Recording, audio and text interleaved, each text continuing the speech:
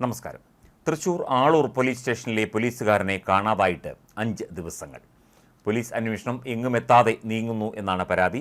തൃശൂർ ആളൂർ സ്റ്റേഷനിലെ CPO Salesh P എന്ന പോലീസുകാരനെയാണ് കാണാതായത്. കഴിഞ്ഞ 8-ാം തീയതി ജോലിക്ക് പോയ സലേഷ് അതിനുശേഷം വീട്ടിലേക്ക് തിരിച്ചെത്തിയിട്ടില്ല.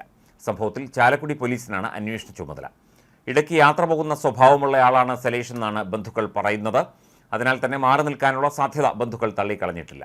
ചാലക്കുടി ബസ് സ്റ്റാൻഡിൽ സലേഷിൻ്റെ ബൈക്ക് പാർക്ക് ചെയ്ത നിലയിൽ കണ്ടെത്തിയിരുന്നു. അതിനാൽ മുൻപ് ദീർഘയാത്ര പോയതുപോലെ പോയിരിക്കാം എന്ന പ്രതീക്ഷയിലാണ് കുടുംബവും. സലേഷ് വേളാങ്കണ്ണിയിലേക്ക് പോയിരിക്കാം എന്ന നിരീക്ഷണത്തിൽ ബന്ധുക്കൾ വേളാങ്കണ്ണിയിലേക്ക് പോയിട്ടുണ്ട്. അതേസമയം പോലീസുകാരൻ ആരോടും പറയാതെ ഇങ്ങനെ ഒളിച്ചുപോകാൻ കാരണമെന്ത് എന്ന ചോദ്യവും ഉയരുന്നുണ്ട്. കുടുംബ പ്രശ്നങ്ങൾ ഒന്നുമില്ലെന്നാണ് ബന്ധുക്കൾ പറയുന്നത്. അതേസമയം ജോലി സംബന്ധമായ സമ്മർദ്ദമുണ്ടെന്ന വിവരമാണ് സുഹൃത്തുക്കൾ നൽകുന്നത്. 8-ാം തീയതി രാവിലെയോടെയാണ് സലേഷിനെ കാണാതായത്. മൊബൈൽ സ്വിച്ച് ഓഫ് ചെയ്ത നിലയിലായതിനാൽ മൊബൈൽ നമ്പർ പിന്തുടർന്നുള്ള അന്വേഷണത്തിൽ അവ്യക്തതയാണ് ഉള്ളത്. അടുത്തിടെ പോലീസുകാർ കടുത്ത സമ്മർദ്ദത്തിലൂടെയാണ് കടന്നു പോകുന്നത് എന്ന റിപ്പോർട്ടുകൾ പുറത്തു വന്നിരുന്നു. രാഷ്ട്രീയ സമ്മർദ്ദങ്ങൾ താങ്ങാൻ കഴിയാതെ ആത്മഹത്യ ചെയ്ത സംഭവങ്ങൾ വരെ നിരവധി ഉണ്ടായിട്ടുണ്ട്. കാസർഗോഡ് ASIയുടെ മരണവും ഇത്തരം ആക്ഷേപങ്ങൾ ഉയർത്തിയിരുന്നു. അതിനിടെ കേരള പോലീസിൽ സ്വയം വിരമിക്കൽ അപേക്ഷ നൽകി കാത്തിരിക്കുന്നത് 826 പോലീസ് ഉദ്യോഗസ്ഥരാണെന്ന വാർത്തകളും പുറത്തു വന്നിരുന്നു.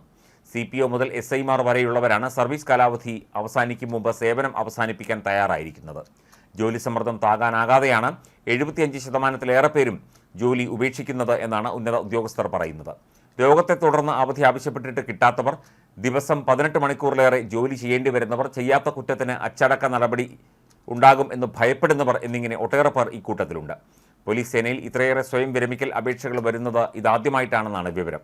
വിദേശ ജോലി, ഉന്നത വിദ്യാഭ്യാസം എന്നിവ തേടിയും സ്വന്തമായി സംരംഭങ്ങൾ തുടങ്ങാനും സ്വയം വിരമിക്കലിന് അപേക്ഷ നൽകിയവരുമുണ്ട്. പോലീസുകാരെ ജോലി ഉപേക്ഷിക്കാൻ മാത്രമുള്ള സമ്മർദ്ദത്തിലേക്ക് നയിക്കുന്ന പ്രധാന പ്രശ്നം പോലീസ് സേനയിലെ അംഗബലത്തിൻ്റെ കുറവാണെന്നാണ് സൂചന. സംസ്ഥാനത്താകെ 484 പോലീസ് സ്റ്റേഷനുകളിലായി 21,592 പോലീസ് ഉദ്യോഗസ്ഥർ മാത്രമേയുള്ളൂ. സ്റ്റേഷൻ ഹൗസ് ഓഫീസർ മുതൽ സിവിൽ പോലീസ് ഓഫീസർ വരെയുള്ളവരുടെ കണക്കാണ് ഇത്. GD charge, station security, jeep patrolling, bike patrolling, computer operator, കോടതി ഡ്യൂട്ടി, ബീറ്റ് ഡ്യൂട്ടി, തപാൽ ഡ്യൂട്ടി, എസ്കോർട്ട് തുടങ്ങി ഒരു പോലീസ് സ്റ്റേഷനിലെ ജോലികൾ നിർവഹിക്കാൻ കുറഞ്ഞത് 60 ഉദ്യോഗസ്ഥന്മാർ വേണം. എന്നാൽ തന്നെ പലരും 18 മണിക്കൂർ ജോലി ചെയ്യേണ്ടി വരും. സംസ്ഥാനത്തെ പകുതിയിലേറെ പോലീസ് സ്റ്റേഷനുകളിലും 35 പോലീസുകാരിൽ താഴെ മാത്രമേ ഉള്ളൂ. ഈ എണ്ണക്കുറവാണ് ജോലി സമ്മർദ്ദങ്ങളിലേക്ക് നയിക്കുന്നത് എന്ന് Kerala police association, police officers association എന്നീ സംഘടനകൾ ഭാരവാഹികൾ പറയുന്നു. പോലീസ് സ്റ്റേഷനുകളിലെ ജോലി ഘടന നിശ്ചയിക്കാത്തതും പ്രശ്നമാണ്. ഓരോരുത്തരുടെയും ഉത്തരവാദിത്തങ്ങൾ വ്യക്തമായി രേഖപ്പെടുത്താത്തതും പ്രധാന പ്രശ്നമാണ്.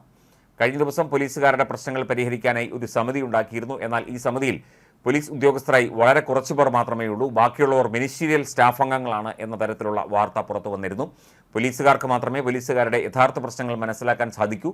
രാവിലെ 10 മുതൽ 5 വരെ ഓഫീസിൽ ഇരുന്ന് ജോലി ചെയ്യുന്ന മിനിസ്റ്റീരിയൽ സ്റ്റാഫ് അംഗങ്ങൾക്ക് പോലീസുകാരുടെ പ്രശ്നങ്ങളും പ്രതിസന്ധികളും മനസ്സിലാക്കാൻ സാധിക്കില്ല. അപ്പോൾ അത്തരത്തിൽ ഒരു സമിതി ഉണ്ടാക്കിയത് പ്രഹസനമാണ് എന്ന തരത്തിലുള്ള റിപ്പോർട്ടുകളാണ് പുറത്തു വന്നത്. ഈ സമിതി പഠിച്ച് പോലീസുകാരുടെ മാനസിക ശാരീരിക പ്രശ്നങ്ങൾ അവലോകനം ചെയ്ത് വേണ്ട പരിഹാര നിർദ്ദേശങ്ങൾ നൽകും എന്നുള്ളതാണ് ആഭ്യന്തര വകുപ്പ് ഇപ്പോൾ പറയുന്നത്. പക്ഷേ ഇതിൽ വെറും 4 പോലീസുകാർ മാത്രമേ ഉള്ളൂ. ബാക്കിയുള്ളവരെല്ലാവരും തന്നെ മിനിസ്റ്റീരിയൽ സ്റ്റാഫ് അംഗങ്ങളാണ്. ഇത്തരത്തിൽ ഒരു റിപ്പോർട്ടാണ് പുറത്തു വരുന്നത്. പോലീസുകാർ അനുഭവിക്കുന്ന മാനസിക സമ്മർദ്ദത്തെക്കുറിച്ചും പ്രശ്നങ്ങളെക്കുറിച്ചുമൊക്കെ ഇതിനു മുൻപും പലതരത്തിൽ വാർത്തകൾ വന്നെങ്കിലും ഒന്നും പരിഹരിക്കപ്പെട്ടിട്ടില്ല എന്നതാണ് യഥാർത്ഥ വിഷയം.